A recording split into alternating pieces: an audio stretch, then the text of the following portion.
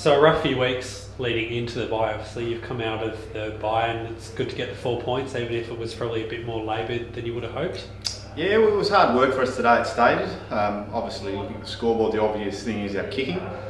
But yeah, look, we're happy to get the result. There were some good stages of the game today where we played quite well. But it's probably just our ability to convert and then put pressure on the scoreboard. And we probably allowed them to get into the game at stages. They're a young team. I think they had a lot of their kids in today, and it just gave them a bit of momentum at stages. So you take the win, obviously, that's what we came here to do.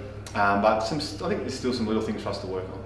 Yeah, were you caught out by that pressure? Because there were a few points where they were just manic with it, especially in the third quarter when they got the jump. Yeah, no, not really. We've seen they're really young, and they had all their state kids playing today, which made a bit of a difference for them, I think. So they've obviously got lots of young kids that are in state underage teams. So credit to North Hobart, they certainly applied a lot of pressure.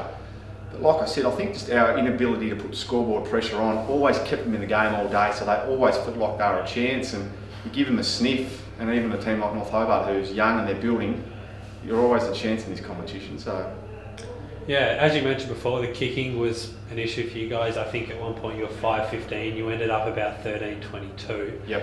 What do you put that down to? Was it just your forward 50 entries weren't as good as what you hoped? A bit of luck, there were a few posters? Yeah, look, it's a good question. It's probably one of the better questions in football. How do you fix goal kicking, especially while the game's live? I think, yeah, probably just a lack of an inability to convert when we needed to at the right times, and we couldn't get any momentum. A couple of posters, a couple of shots on goal that were just behind. So yeah, it's a good question, and I don't really know the answer. We just couldn't get any momentum. I think we kicked 6 points in the first quarter. When we finally were able to hit the scoreboard, we then sort of felt like we had some control over the game. So yeah, I don't have the exact answer for you.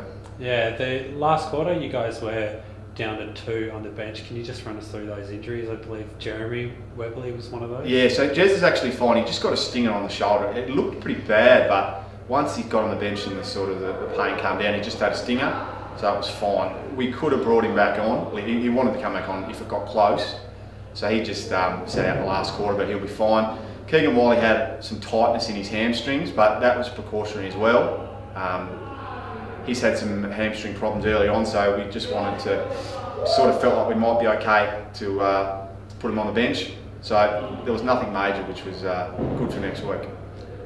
Who were the standout performers in your eyes today? So we probably had our top 6 were quite even, really. I thought Fraser Turner had some really good stages, just went clean with the ball. His decision making was good. Brady Jones was good around the stoppages. James Brenner, who went to half back, I thought played a good game as well. He's actually playing some good footy for us. So then I thought we had a pretty even contribution. Tim Castle down back was good. Matthew Ling, Ryan Edmondson, his first game back in about 10 weeks, just played quite well. He gives us a bit of flexibility now with where we play Bailey or Williamson. So yeah, 6 or 7 players I thought stood up. Pretty gallant effort by your boys today for the first 3 quarters especially, but I guess you're at the point where you'd prefer the 4 points, obviously. Yeah, but I think it was a real turning point for the footy club today. I mean, it's been well documented. We've had a lot of young guys come in this week, and there was people out there in the public that were questioning why we're playing so many young guys. But we believe that our young guys have got a lot of ability, and I think that was on show for 3 quarters. I suppose in the end, the Roos with their experience, Jones and Cox, really stood up in that last quarter, and unfortunately we weren't able to kick enough goals late. So yeah, but we take a lot of things away from today. Yeah, I remember the last time we played here, you guys were walkovers by the first quarter was over, but today was just astounding the difference that the pressure was manic for the first quarter. Yeah, absolutely. It really felt surprising. Even last week against Lonnie, we had 50 tackles in the first half, and I know that the conditions up there probably made that happen, so to speak. It was a bit of a slower death, but today I thought our pressure for the majority of the day was outstanding. Our ball movement at times is exemplary as well, so the future's very bright.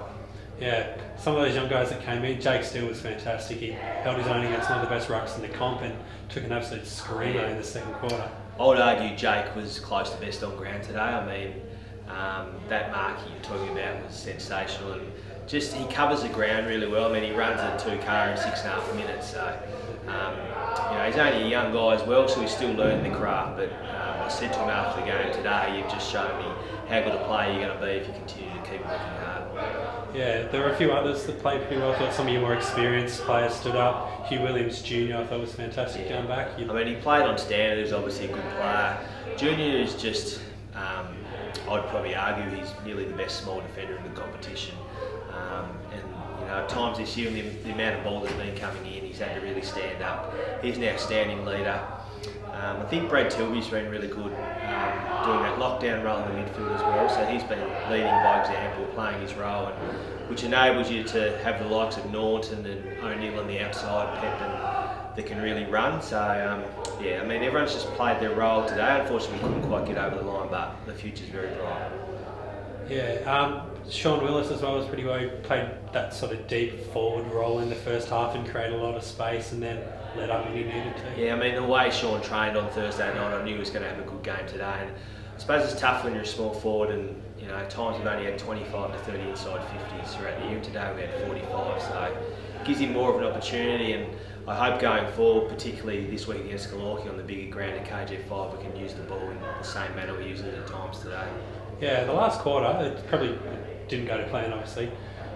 Was there anything that you thought was behind just sort of the drop off? Was it just legs run out in the end and their experience? I would say, I don't think it's an aerobic thing. I think it's probably a mental fatigue thing that, you know, the young guys just can't grit their teeth for 4 quarters yet.